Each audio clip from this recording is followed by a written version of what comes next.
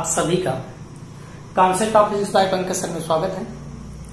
और आज हम जो वीडियो बनाने जा रहे हैं, जो वीडियो आप देखेंगे वो बैटरी मेंटेनेंस के लिए रहेगी।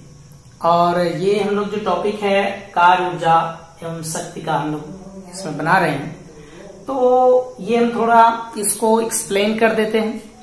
तो देखिए, हम पहले जो टॉपिक कार्य है, कार्य मीन्स क्या कि जब हम एक वस्तु को खींचते हैं या फिर लेकर जाते हैं या फिर कहीं से वो नीचे गिरती, उन सभी कंडीशन में बल लगता है और बल की दिशा में उसमें विस्थापन हो रहा है।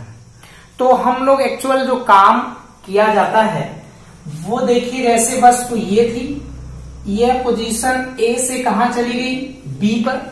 यहां पर जो बल लग रहा था वो इससे थीटा कोण पर है, तो इसका एक घटक जो इसकी दिशा में काम कर रहा है कोण से लगा हुआ एफ कॉस थीटा। तो यहां पर कार्य क्या है, कार्य बल गुणे विस्थापन है। और बल की दिशा में घटक करेंगे तो बल की दिशा में नहीं बल्कि विस्थापन की दिशा में हम घटक करेंगे तो कौन सा घटक आएगा, एफ कॉस थीटा। तो ये हो गया बल और ये हो गया विस्थापन। और हमने पढ़ा है कि वेक्टर v बराबर होता है ए बी कोस थीटा, यानी ये ए बी कोस थीटा जैसा। और इसे हम लिख सकते हैं ए डॉट वेक्टर v, तो यानी एफ डॉट वेक्टर v। तो डी, इसे आप याद रखिएगा। ये इस पे एक क्वेश्चन कराएंगे हम अभी आगे चल के, और इस तरह से क्वेश्चन पूछे जाते हैं। बहुत सारी चीजें हैं। ये जो कार्य है वो इस एंगल पर डिपेंड करता है, इस कोण पर। कोण कैसा है तो कार्य उसी के हिसाब से होगा भाई। यहां पर अगर हम ये कोण जो लिए हैं वो 0 के बराबर या 0 से बड़ा होता है और 90 से छोटा होता है इसके बीच में, तो किया गया कार्य यहां पर कैसा होता है, पॉजिटिव होता है, यानी कि कार्य धनात्मक होता है। जैसे कि आप एक वस्तु को ऐसे खींच रहे हैं, इस तरह से ये वस्तु आपको खींचा इस तरह से, इस पे आपने बल लगाया और इसमें विस्थापन हुआ। अगर हम इसके कोण की बात करें, यहां पर कोण 0 अंश का बनेगा, क्योंकि इस तरह होता था 0 अंश का बने तो cos 0 का मान 1 होता है। अगर इसी तरह इसको हम लोग ऐसे कर दें कि 30 अंश का कोण है, तो 30 अंश का कोण के लिए cos की जो वैल्यू होगी वो भी पॉजिटिव आएगी। तो इसलिए पूरा काम कैसा होगा, धनात्मक। अच्छा, केस 2 में हम चलते हैं इसी तरह से।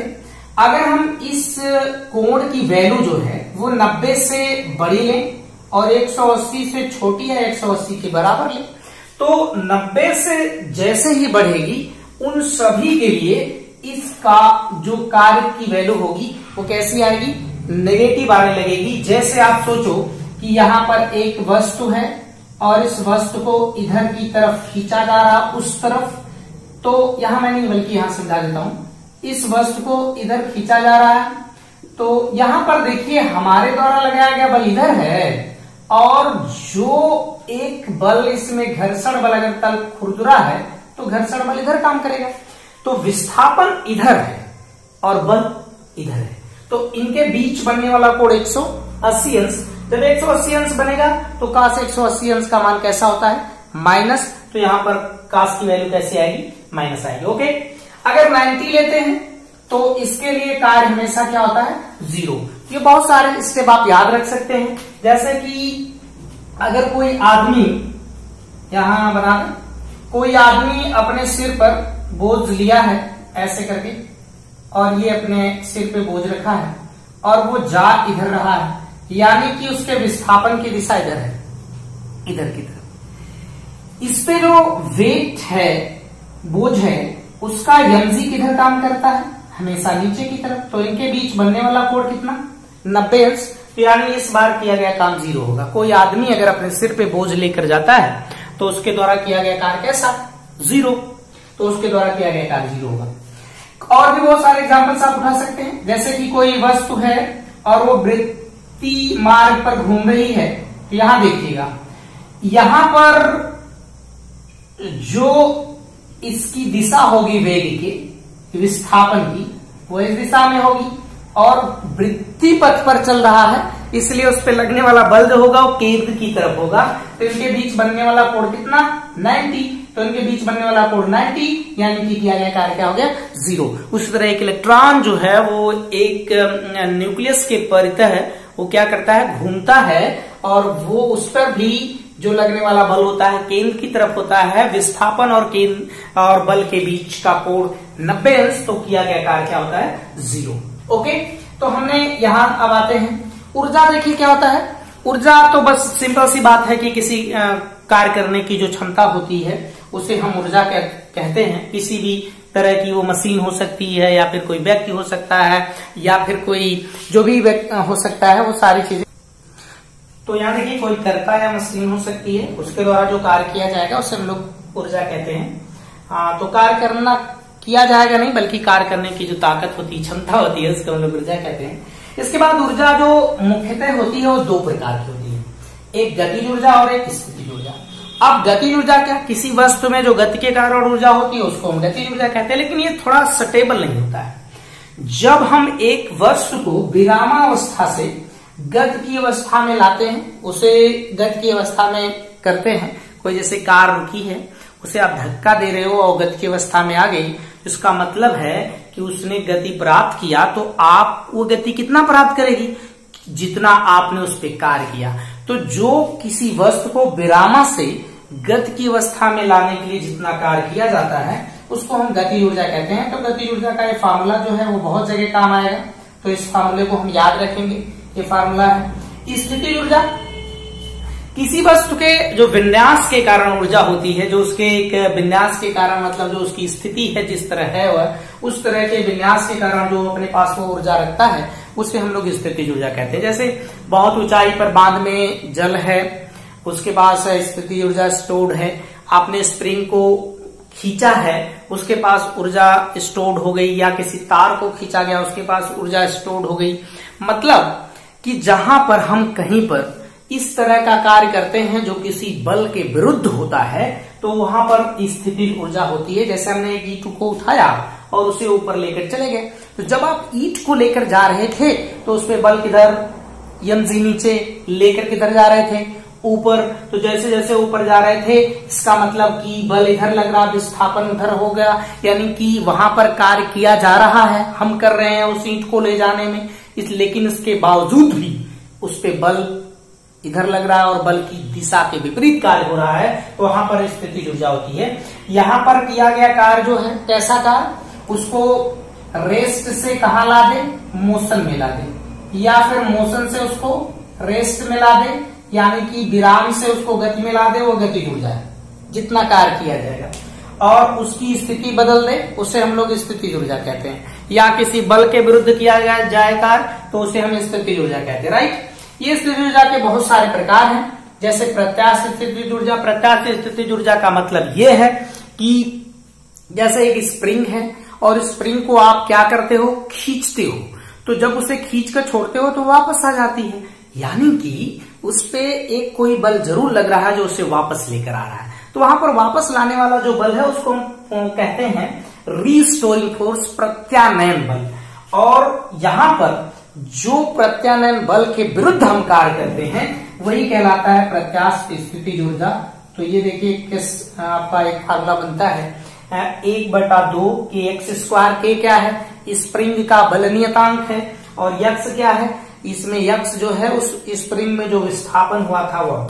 ये गुरुत्वीय स्थितिज ऊर्जा, गुरुत्व के विरुद्ध हम जो कार्य करते हैं उसको हम लोग गुरुत्वीय स्थितिज ऊर्जा कहते हैं। जब किसी वस्तु को किसी ऊंचाई तक लेकर जाते हैं तो उसके पास इतनी ऊर्जा होती है, mgh/1+h/r²।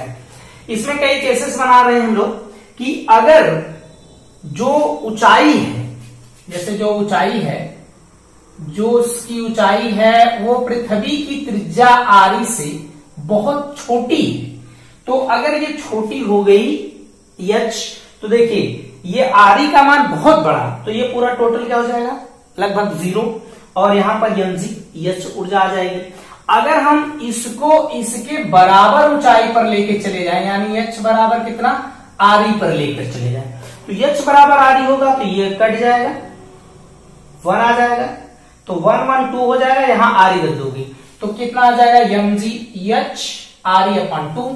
यदि ये इनफाइनाइट हो जाए तो ये आ जाएगा इसकी ऊर्जा कितनी mgre। तो इसके लिए इनफाइनाइट यहां h पे नहीं हम रख के सॉल्व कर सकते हैं इसको, तो इसके लिए हमें थोड़ा सा देखना पड़ेगा। तो हम यहाँ थोड़ा सा मिटाते हैं इसको, बहुत जरा सा मिटा देते हैं।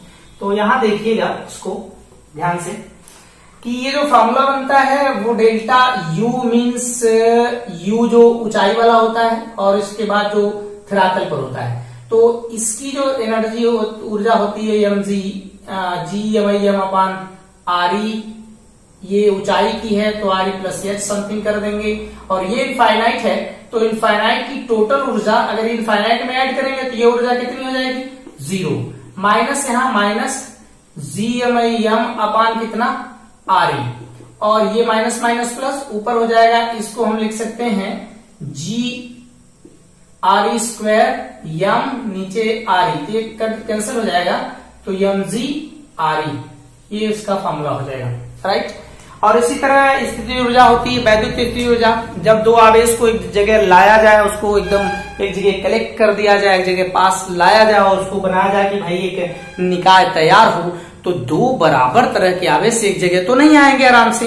कैसे आएंगे भाई, जैसे हम उसको कैसे ला सकते हैं, एक आवेश यहाँ हो, एक आवेश यहाँ हो और इसको मान लीजिए हमको यहाँ लाना है A से B पर किसी एक को, तो आप इस Q1 को और ये Q2 को लाओगे यहाँ पर, तो क्या करना पड़ेगा हमें, इसके वैद्युत प्रतिकर्षण बल के विरुद्ध कार्य करना पड़ेगा, या फिर आप एक को रहने दीजिए यहाँ पर और इस पॉइंट पर आप मान लीजिए B पॉइंट पर एक बहुत दूर से आप एक आवेश लेकर आते हो Q2, तो यहाँ लाने में प्रतिकर्षण बल के विरुद्ध कार्य किया जाएगा। जो कार्य किया जाएगा वही वैद्युत स्थितिज ऊर्जा होती है। कार्य ऊर्जा प्रमेय बड़ी फेमस प्रमेय है कि अगर हम किसी वस्तु को पर बल लगाते हैं तो उसकी ऊर्जा बदलती है। जैसे वो पहले मान लीजिए 5 जूल की गतिज ऊर्जा से चल रही थी साइकिल, और जब हम उस पर धक्का लगाते हैं तो वह 10 जूल की ऊर्जा प्राप्त कर लेती है। तो यहां पर जो उसकी ऊर्जा में परिवर्तन हुआ है 5 जूल का, ये इसलिए हुआ है कि आपने उस पर काम किया है, तो जो कार्य करेंगे वही ऊर्जा में क्या करेगा, तब्दीली होगी, यानी कि ऊर्जा में परिवर्तन जो होगा गतिज ऊर्जा में किए गए कार्य के बराबर होगा। ऊर्जा संरक्षण का सिद्धांत क्या है कि ऊर्जा ना तो बन सकती है ना तो नष्ट हो सकती है, तो जो गतिज ऊर्जा, किसी भी निकाय की गतिज ऊर्जा और स्थितिज ऊर्जा का योग, जिसे हम कुल ऊर्जा या यांत्रिक ऊर्जा कहते हैं, उसका मान हमेशा नियत होता है। जैसे बहुत सारे एग्जाम्पल, किसी गिरते हुए पिंड की अगर हम ऊर्जा 3 जगह निकालते थे तो तीनों जगह उसकी ऊर्जा बराबर आई, इसका मतलब कि ये हर जगह उसकी ऊर्जा क्या है, नियत है, राइट। लेकिन अब ये इसके नियत का मतलब कि ना तो गतिज ऊर्जा में परिवर्तन और स्थितिज ऊर्जा में परिवर्तन 0 के बराबर है। कहने का मतलब किसी ऊर्जा में परिवर्तन नहीं हुआ तो दोनों ऊर्जाओं का योग क्या है, 0 के बराबर है, या गतिज ऊर्जा में परिवर्तन हुआ तो स्थितिज ऊर्जा में नहीं हुआ, ऐसा हो सकता है। ओके, अब आते हैं शक्ति पर। तो ये देखिए शक्ति क्या है, हमें कार्य ही देखना है, लेकिन कार्य को किसके साथ, समय के साथ, कि वो समय के साथ कैसा कार्य कर रहा है, कैसा नहीं कर पा। तो देखिए ये कैसे कार्य कर रहा है, करता जो टाइम के साथ इसमें देखेंगे हम लोग, तो इसे हम लोग कहते हैं कार्य करने की जो दर होती है उसे शक्ति। ये औसत शक्ति, इसमें एक फॉर्मूला हम बना लेते हैं कि ये P = इसकी जगह हम लिख सकते हैं, यह D मत लिखिए बल्कि S लिख लीजिए। तो देखिए F बाहर हो जाएगा और यहाँ ds/dt हो जाएगा। तो ds/dt क्या है, वेग है, तो हम इसे वेग लिख सकते हैं। तो ये फार्मूला कुछ इस ढंग का बन सकता है, मैं इसी को यहाँ लेके लिख देता हूं। तो ये बन सकता है P = F और इसे वेग कह दो, तो ये हो जाएगा वेग। ये चूंकि अदिश राशि है लेकिन ये दोनों सदिश, तो हम इसे ऐसे भी लिख सकते हैं F(v cos θ)। अभी आपने पढ़ा था, ऐसा किया जा सकता है। यहाँ पर ये देखिए बड़ा इंपॉर्टेंट फार्मूला है कि गति ऊर्जा और संवेग में संबंध।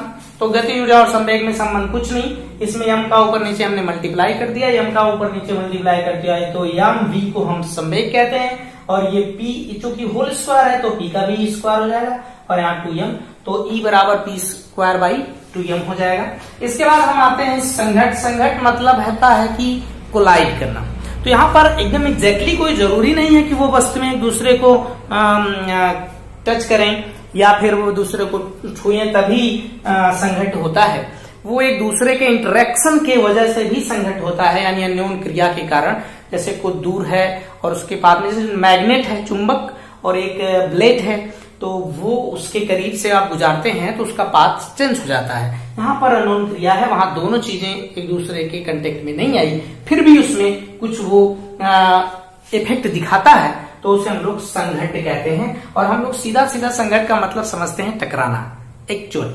लेकिन टकराना एग्जैक्टली नहीं होता है। ये 3 तरह का होता है, कई तरह का होता है, बताते हैं। प्रत्यास्थ संघट, इसमें देखिए संवेग और गतिज ऊर्जा दोनों नियत होती है, मतलब कि उसकी ऊर्जा और संवेग बदलता नहीं है। इसके बाद अप्रत्यास्थ संघट होता है, इसमें संवेग तो नियत होता है, रेखी संवेग, लेकिन इसकी गति जो ऊर्जा होती है वो बदल जाती है, ऊर्जा परिवर्तित होती है। और इसके बाद पूर्णतः प्रत्यास्थ संघट जो होता है, पूर्णतः अप्रत्यास्थ संघट। पूर्णतः अप्रत्यास्थ संघट का मतलब कि इसमें जो इसका रेखी संवेग होता है वो नियत होता है, लेकिन ई बदल जाता है। ई मीन्स ऊर्जा। अब ये बदलता जरूर है, इसके साथ साथ ये दोनों वस्तुएं आपस में टच हो जाती हैं, चिपक जाती हैं। जैसे आप सोचो कि एक मड कीचड़ को दीवार पे ऐसे फेंक दो तो दीवार से चिपक जाती है, तो इसे हम लोग यहाँ पर पूर्णतः अप्रत्यास्थ संघट कहते हैं। जैसे एक गुटका हो, उसमें गोली लगती है और वो गुटके के अंदर चली जाती है, गुटका एक साथ चलने लगता है गोली की, तो यहाँ पर भी ये क्या है कि पूर्णतः अप्रत्यास्थ संघट, राइट। और प्रत्यास्थ संघट का मतलब कि उनके किसी चीज में चेंजिंग नहीं हो। जैसे कि जो गैस के मॉलिक्यूल्स होते हैं वो एक दूसरे से जब टकराते हैं तो उनकी टक्कर के कारण उनका संवेग और उनकी गति ऊर्जा में कोई परिवर्तन नहीं होता है, राइट। तो इसके बाद हम लोग इसमें थोड़ा सा और आगे करते हैं। देखिए, तो इसमें हम लोग थोड़ा सा और इसके आगे बढ़ते हैं। यहाँ पर जब ये इससे टकराता है और टकराने के बाद इसका वेग v1 और इसका वेग v2 हो जाता है, तो v1 की वैल्यू इतनी होती है और v2 की वैल्यू इतनी होती है। इनमें से अगर ये दूसरा वाला रेस्ट पे रहता, अगर u2 बराबर 0, ये फॉर्मूला कुछ इस ढंग का होता, ये वाला गायब हो जाता, इसमें ये बचता, तो आ जाता m1 माइनस m2 अपान m1 प्लस m2 और इसके साथ u1। इसी तरह इसमें ये वाला गायब हो जाता, सॉरी इसमें 2 रहेगा, तो ये वाला गायब हो जाता, ये बच जाता, तो v2 बराबर कितना 2m1 अपान m1 प्लस m2 और इसके साथ u1। तो ऐसा फार्मूला हम लोग इसमें बनाते हैं। और उसके साथ इसका एक प्रत्यावस्थान गुणांक होता है, तो इसमें क्या याद रखना है, जब ये संघट हो गया है, जब ये संघट हो गया है तो उस दौरान इसके वेग में कितना परिवर्तन हुआ, ऊपर लास्ट वाला परिवर्तन, और फिर कितना वेग में परिवर्तन हुआ टकराने से पहले, वो यहां पर ही रहेगा और माइनस कर देंगे। ये कहलाता है प्रत्यावस्थान गुणांक। प्रत्यावस्थान गुणांक, इसके साथ अगर इस ई की वैल्यू 1 रहती है तो पूर्णतः प्रत्यास्थ, याद रखने की बात है। और ये भी आप सोचिएगा कि इंपॉर्टेंट ही एक तरह का है, और ये बराबर 0 तो ये पूर्णतः अप्रत्यास्थ होता है। इसके बाद हम इसमें न्यूमेरिकल करेंगे, और वो न्यूमेरिकल देखिए कैसे करते हैं, और अलग अलग तरह के हम कुछ न्यूमेरिकल्स इसमें कराते हैं। तो आइए दोस्तों, हम लोग क्वेश्चन सॉल्व करते हैं। पहला क्वेश्चन हम पढ़ते हैं। दिया कि एक वस्तु किसी अन्य वस्तु पर रखी है जो एक बाह्य बल के द्वारा त्वरित हो रही है, तो भूमि के सापेक्ष घर्षण बल द्वारा ऊपर वाली वस्तु पर किया गया कार्य। तो पहले इस चीज को समझिए कि एक वस्तु इस तरह की है, ओके, ऐसे, इसके ऊपर एक वस्तु रखी गई इस तरह की, और इसने बताया है कि ये जो पहली वस्तु ए है वह किसी बाहर से लगाए गए बल द्वारा त्वरित हो रही है। तो इस पर जो घर्षण बल लगेगा वो किधर लगेगा, गति का विरोध करने के लिए। लेकिन जो उसके ऊपर रखी हुई वस्तु है, जो ऊपर रखी गई वस्तु है, वो तो इधर की तरफ खिसक नहीं रही है, वो इस वस्तु के साथ आगे की तरफ बढ़ रही है। यानी कि ये इसलिए आगे बढ़ रही है कि इस पर जो लगने वाला घर्षण बल है वो आगे की तरफ काम कर रहा है। तो यहां देखिए घर्षण बल की दिशा आगे हो गई, वस्तु विस्थापित किधर हो रही है, आगे की तरफ, यानी कि इस F और D के बीच D की जो डायरेक्शन है वो एक तरफ है और इसकी अगर डायरेक्शन एक तरफ है तो इसका मतलब इसके बीच बनने वाला कोण 0। तो भाई W बराबर एफ एस कॉस 0, तो कॉस 0 की value 1 F S. It means इसकी वैल्यू कैसी आएगी, पॉजिटिव। तो ये आपका ऑप्शन क्या होगा, करेक्ट होगा। तो ये आपका ऑप्शन करेक्ट कर गया। ओके, अब आते हैं दूसरे क्वेश्चन पे। क्वेश्चन नंबर 2, एक वस्तु गुरुत्व के अधीन गिर रही है। ओके, जब इसकी गुरुत्वीय स्थिति ऊर्जा में U की कमी हो जाती है तो इसकी चाल V है। ओके, तो वस्तु का द्रव्यमान पूछ रहा है। अब सोचो कि यहां से एक वस्तु है, ये वाली, ये नीचे की तरफ गिर रही है। किधर आ रही है भाई, नीचे की। तो आप सब जानते हो कि अगर वस्तु ऊपर है तो इसका मतलब उसके पास कौन सी ऊर्जा होगी, स्थितिज ऊर्जा। और स्थितिज ऊर्जा कितनी, mgh। ओके, स्थितिज ऊर्जा कितनी, mgh। और जब वो वस्तु नीचे आएगी तो इसके पास गतिज ऊर्जा हो जाएगी क्योंकि वह गतिशील हो गई। तो यही पूरी ऊर्जा किसमें तब्दील हो गई है, स्थितिज ऊर्जा गतिज ऊर्जा में। तो ऑफकोर्स यार 1/2 mv², ये ऊर्जा कितनी, U कमी हो रही है। तो हमको क्या चाहिए, द्रव्यमान। तो इसे इधर रहने दीजिए, तो 2U/ ये v²। तो आप देखो इसमें कौन सा ऑप्शन करेक्ट है, तो option number 2 is correct. Okay, of course okay. आइए क्वेश्चन नंबर 3 करते हैं।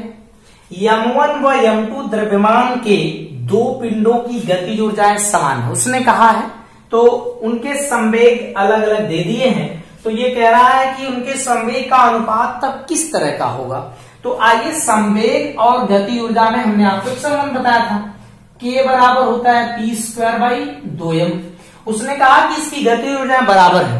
तो भाई साहब इसकी अगर गति ऊर्जा बराबर है तो इसका गुणा कर लियो, तो P² बराबर 2m × K हो जाएगा, होगा। यहां से अगर हम P की वैल्यू निकालें तो ये √ओवर में कितना हो जाएगा, बोलना भाई, 2mK।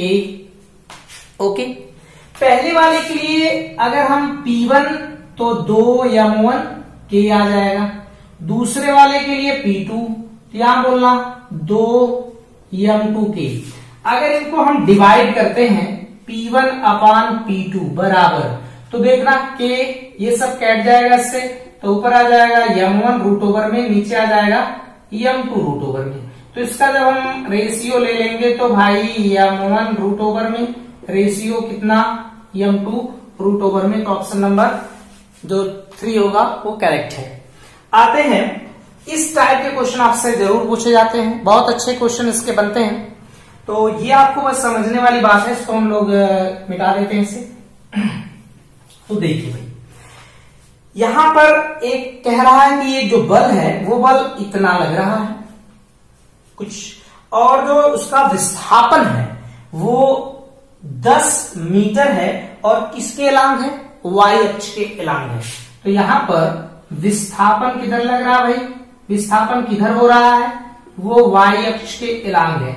अगर इसे वेक्टर फॉर्म में लिखें तो ये x, ये y और ये x डैश और ये y डैश होता। y की दिशा में जो एकांक सदिश है वो j कैप है। तो भाई इसको हम जब कार्य निकालते हैं तो कार्य बराबर बल और इसका क्या होता है, विस्थापन सदिश रूप में, इसका अदिश गुणन होता है। तो F की वैल्यू कितनी है, -2i cap plus 15j cap plus 6k cap और इसके साथ डॉट करते हैं और यहां से 10j कैप। हम आपको एक बात बता दें, आपको किसी में मल्टीप्लाई करने की जरूरत नहीं है, केवल एक जिसका ये जो फंक्शन है जैसे j है तो बस j में मल्टीप्लाई कर दीजिए और बस कुछ नहीं करना, बस j का j वाले में मल्टीप्लाई करिए और उसके गुणांक का मल्टीप्लाई करिए।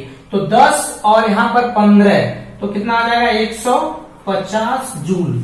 150 जूल कोई ऑप्शन है तो ऑप्शन नंबर बी क्या होगा, करेक्ट। अब आते हैं स्प्रिंग के बल नियतांक द्वारा किया गया कार्य क्या हो सकता है। सदैव पॉजिटिव होता है, सदैव नेगेटिव होता है, नेगेटिव हो सकता है, नेगेटिव और पॉजिटिव दोनों हो सकता है। तो आइए देखते हैं क्या हो सकता है, इस बात को थोड़ा समझते हैं। ये देखिए स्प्रिंग का बल नियतांक का मतलब कि जब हम स्प्रिंग को बाहर की तरफ खींचते हैं, ठीक, तो यहां पर विस्थापन किधर हो गया, बाहर। लेकिन इस पे जो लगने वाला बल है, जो बल है कौन सा बल, बल नियतांक, उसकी दिशा किधर होती है, बोलिएगा अंदर की तरफ, क्योंकि स्प्रिंग को वापस लेके आएगा। उसी तरह जब स्प्रिंग को हम कंप्रेस करते हैं, मतलब दबाते हैं, तो हमारे बल की दिशा अंदर की तरफ है, और स्प्रिंग का जो बल नियतांक है वो किधर रहेगा, बल लगेगा वो बाहर की तरफ लगेगा, ताकि वो रिस्टोरिंग जो फोर्स है, मतलब आप कह दीजिए कि उसको प्रत्यानयन बल है, वो बाहर की तरफ धक्का देता है। अब बात ये है कि अगर हमने इसको खींचने में F बल लगाया है, तो इस बल के साथ अगर हम कार्य लेते हैं तो ये कार्य कैसा आएगा, धनात्मक, क्योंकि बल जिधर लग रहा है उधर विस्थापन हो रहा है। लेकिन अगर स्प्रिंग के बल की हम बात करें, हालांकि दोनों बल आपस में बराबर भी होते हैं, बराबर और विपरीत है, तो इस बल के लिए इसके बल की दिशा इधर होगी और वो जो विस्थापन है इधर है। तो इसका मतलब कि अगर हम इधर लेंगे तो पॉजिटिव हो सकता है, इधर लेंगे तो नेगेटिव, यानी कि प्लस और माइनस दोनों हो सकता है। इसलिए ये ऑप्शन नंबर डी करेक्ट है कि माइनस और प्लस दोनों हो सकता है। ओके, तो आइए कुछ और क्वेश्चन कर लेते हैं भाई। तो देखिए इस सवाल हम लोग सॉल्व करेंगे। मैं सवाल पढ़ता हूं। इसमें यम द्रव्यमान व यल लंबाई का एक सरल लोलक क्षैतिज दिशा से छोड़ा जाता है। यह समान द्रव्यमान के पिंड को क्षैतिज चिकनी सतह पर रखा है, प्रत्यास्थ टक्कर मारता है, पिंड की गति ऊर्जा बताना है। क्वेश्चन ये कह रहा है कि एक इस तरह का लोलक है जो इसको यहां पर रहता है इस तरह से, लेकिन ये दूसरी किसी वस्तु को ऐसे टक्कर मारता है, ये बेचारा यहां से आकर, राइट, ऐसे आके इसी टक्कर मारता है। अब सोचिए कि अगर इसकी लंबाई यल है तो इसके पास इस समय स्थितिज ऊर्जा कितनी रही होगी, mgl रही होगी। ओके, और जब ये यहां पर पहुंचा होगा तो यही ऊर्जा किसमें तब्दील हो गई हो, गतिज ऊर्जा में। तो गतिज ऊर्जा में तब्दील हो गई तो भाई ये दोनों ऊर्जा आपस में बराबर है, mv square is equal to mgl, ये कैंसिल हो जाएगा, यहां से v की वैल्यू रूट ओवर में 2gl आ जाएगा, राइट। यानी कि इस वाले पिंड के पास कितना वेग हो गया, करड़ी में 2gl, और ये जब इससे टकराएगा तो ये क्या करेगा, ये अपनी गतिज ऊर्जा इसको प्रदान करेगा। इसका मतलब कि इसके पास गतिज ऊर्जा यानी वेग वही होगा, तो इसकी गतिज ऊर्जा 1/2 m और इसका वेग ये 2gl रूट ओवर में है, तो इसका हम स्क्वायर करेंगे तो रूट ओवर हट जाएगा, यहां पर हमने रूट ओवर लगा दिया, और इसका स्क्वायर करेंगे तो रूट ओवर हट जाएगा, तो 1/2 गुणे 2g ये निकट जाएगा, तो mgl। तो इसमें जो ऑप्शन mgl है वो एक ऑप्शन करेक्ट है, तो यहां पर mgl ऑप्शन करेक्ट है, राइट। अब एक अगला क्वेश्चन हम करते हैं। इसमें कह रहा है यम द्रव्यमान का एक पिंड v वेग से दो यम द्रव्यमान के स्थिर पिंड से शीर्षतर टक्कर मारता है, टकराता है, और टक्कर मारने वाले पिंड की स्वतंत्र टक्कर से पहले गतिज ऊर्जा और टक्कर के बाद गतिज ऊर्जा का हमें अनुपात बताना है। तो टक्कर मारने के पहले इसकी गतिज ऊर्जा K1 बराबर कितनी रही होगी, 1/2 mv स्क्वायर रही होगी, ऐसा समथिंग। तो जब ये टक्कर करता है तो उस दौरान इसका वेग कितना होता है, जो पहला वाला पिंड था, तो m2 माइनस m1 अपान m1 प्लस m2, और इसके साथ उसका वेग जो है वो हम प्रारंभिक वेग को इसको v कह देते हैं, प्रारंभिक वेग को v कह देते हैं। तो इसके वेग को फाइंड करते हैं। इसका वेग यहां से कितना भाई 2m माइनस m अपान 2m प्लस m और इसके साथ v, तो ये आ जाएगा टोटली मुझे लग रहा है कि m और यहां से v नीचे 3m, और m से हम cancel out, it means v अपान 3। अगर ये v अपान 3 आ गया तो क्या करेंगे भाई, अगला हम लोग यहां पर इसको हम सॉल्व कर देते हैं। तो ये क्या करेंगे भाई, इसकी गतिज ऊर्जा फाइंड कर लो। तो गतिज ऊर्जा इसकी कितनी K2 बराबर 1/2 mv²। v की वैल्यू कितनी ये है v/3, तो मतलब v²/9, तो ये आ जाएगा 1/9, इसको हम पहले लिख लेते हैं और इधर बच जाएगा 1/2 mv²। क्या ये वाली ऊर्जा है, तो हम इसको लिख लेंगे या रहने दीजिए, आप डिवाइड कर लीजिए। तो K1/K2 इक्वल टू K1 की वैल्यू 1/2 mv² और इसकी वैल्यू 1/9, यहां से 1/2 mv²। ये पूरा कैंसिल आउट, 9 ऊपर चला जाएगा, 1 नीचे, तो 9 रिलेशन 1, यानी कि 9 संबंधी 1 आएगा इसकी गति ऊर्जा का अनुपात। अब आते हैं एक दूसरे इस वाले क्वेश्चन पे। कह रहा है गेंद को 10 मीटर की ऊंचाई से गिराया जाता है। कितनी मीटर की ऊंचाई से? 10 मीटर की ऊंचाई से इसको गिराते हैं और 40% ऊर्जा इसकी क्षय हो जाती है। प्रथम टक्कर के बाद गेंद की उछाल क्या होगी, और वो हमें ऑप्शन में दिया है। तो सबसे पहले ये बात है कि जब वो गेंद आके इससे टकराती है तो कितनी ऊर्जा लॉस कर देती है? 40% वो ऊर्जा लॉस कर देता है। तो बचती कितनी है? 60%, यानी कि जो शेष ऊर्जा होगी वो कितने परसेंट? शेष ऊर्जा यहां लिख देते हैं, शेष ऊर्जा कितने परसेंट भाई? 100 माइनस 40, यानी कि 60% इसकी ऊर्जा क्या करती है? बच जाती है। तो 60% जो ऊर्जा बचती है, अब हम इसको कैसे करेंगे? अब ये जो 60% ऊर्जा है उसी से वो गेंद ऊपर उछल कर जाती है। तो कितनी ऊपर उछल कर जाती है? मान लेते हैं कि h, तो mg h, और ये 60%, सॉरी, और ये जो ऊर्जा थी h डैश ऊपर उछल कर जाती है, और ये उसकी प्रारंभिक ऊर्जा थी जो पाकर 60% से वो ऊपर की तरफ जाती है। यहां से mg से mg कैंसिल आउट हो गया, h डैश, और h की वैल्यू देखो, पहले वो कितनी उछल रही थी, इसमें 10 मीटर की ऊंचाई से उसको क्या किया जा रहा है? गिराया जा रहा है। इसका मतलब कि वो 10 मीटर से ऊंचाई पर आकर जब वो धरातल से टकराती है तो 60% ऊर्जा लेकर क्या करती है? h डैश ऊंचाई तक ऊपर जाती है। तो यहां से हम लोग 10 और इस परसेंटेज को क्या लिख देंगे? 60/100, ये कट जाएगा। It means 6 metre. तो कितनी मीटर वो उछलती है भाई? 6 मीटर वो ऊपर की तरफ जाएगी। तो ऑप्शन नंबर डी करेक्ट। अब आते हैं, क्वेश्चन है कि एक साइकिल सवार 7.2 किलोमीटर प्रति घंटा की चाल से एक पहाड़ी पर चढ़ रहा है। इसकी ढलान 1 से 20 है। साइकिल तथा सवार का कुल द्रव्यमान 100 किलोग्राम है। साइकिल सवार की शक्ति हमें बतानी है। तो आइए हम इसकी शक्ति निकालते हैं। शक्ति इसकी निकालने के लिए पहले तो ये देखिए कि वो साइकिल सवार चढ़ कहां रहा है, तो आप कहेंगे कि वो एक किसी पहाड़ी पर चढ़ रहा, ऊपर की तरफ जा रहा पहाड़ी पर।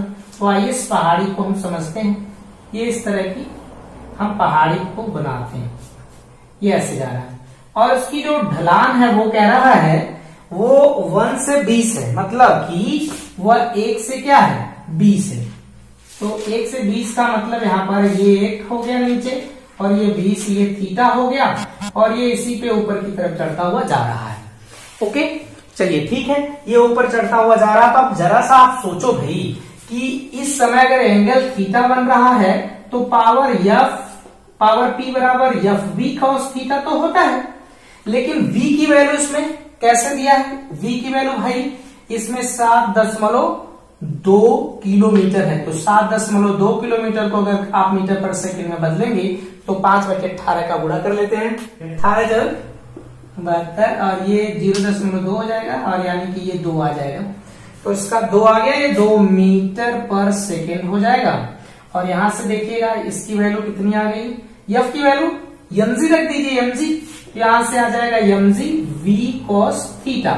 m की वैल्यू 100, g की वैल्यू 9.8 और v की वैल्यू 2, और यहां से cos थीटा निकालोगे तो 1/20 कर दोगे आधार बटे करंट से, ये आ जाएगा 10, और ये एक बार में कट जाएगा, यानी कि 98 वाट इसकी शक्ति आ जाएगी।